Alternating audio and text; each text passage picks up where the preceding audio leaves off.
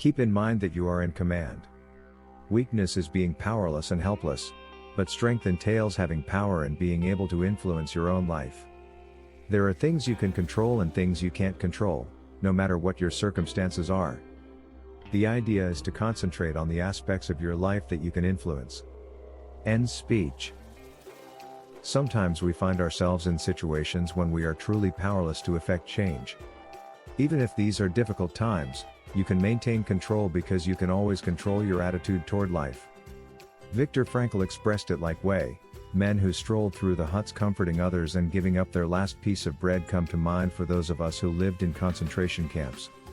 They may have been few in number, but they provide ample proof that a man can be stripped of everything save one thing, the last of human freedoms, the ability to choose one's attitude in any given set of circumstances, to select one's own path. Be upbeat regardless of what's going on. If someone is making your life difficult, don't allow it to continue. Rekindle your enthusiasm for life. People who are emotionally robust see each day as a blessing. They strive to build them in such a way that the talent is completely utilized.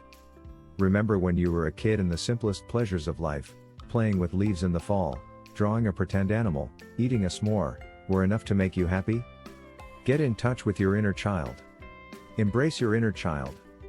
It determines your ability to be cognitively and emotionally strong. Believe in yourself. You've made it this far, congratulations. You've got one more day left in you. And if you take things one day at a time, or simply one moment at a time, you'll be able to get through whatever you're facing. It won't be simple, and you won't be invincible, so start small. Close your eyes and take a deep breath when you feel like you're going to collapse. Keep the following in mind as you go about your search. Don't be discouraged by the critics. For whatever reason, there will always be those who question you. It's your responsibility to ignore them and, in the end, to show them wrong. Don't let them rob you of your hope simply because they've lost theirs. Choose your battles carefully. Is it necessary for everything that irritates you to irritate you? A colleague asking a question, a vehicle cutting you off, to irritate you? Consider why and whether these things are important. Don't worry about anything else until you've whittled your life down to a few fundamental beliefs that mean the world to you. Some people think it's holding on that makes one strong, sometimes it's letting go, Sylvia Robinson famously stated. Make an effort not to take things too seriously. You can't let other people bother you if you want to keep your thoughts safe.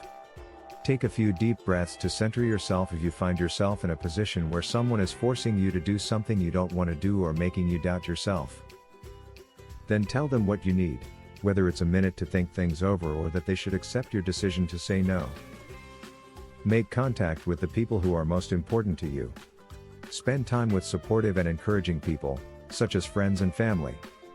Make new acquaintances if no one else is available. If you can't find any pals, aid people who are in worse shape than you are.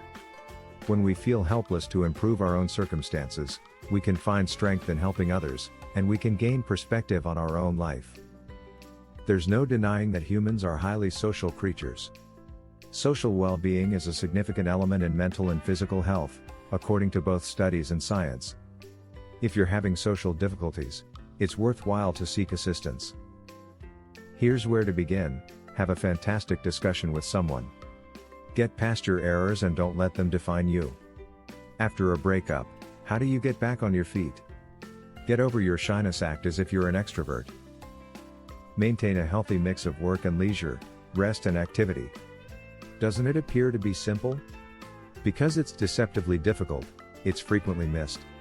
Either we work too hard and are always on the go, or we slack off too much and lie around like hippos on the banks of opportunity.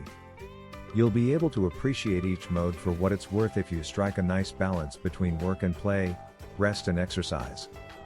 Because you won't be confined to just one field, the grass won't appear greener on the other side.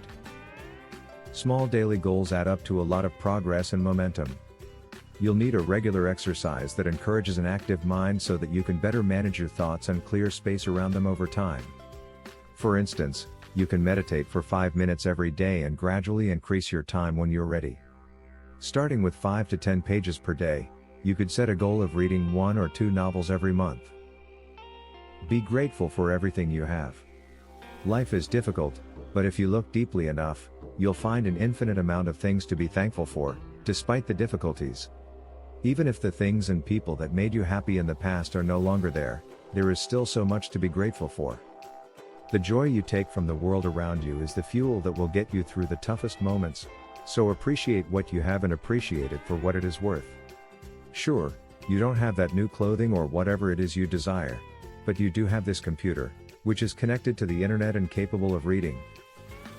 At the very least, you have this video to guide you. Some folks are illiterate, lack access to a computer, and are homeless. They wish they had the ability to do what you accomplished. Don't be overly serious about stuff. Charlie Chaplin was a comedian who knew what he was doing.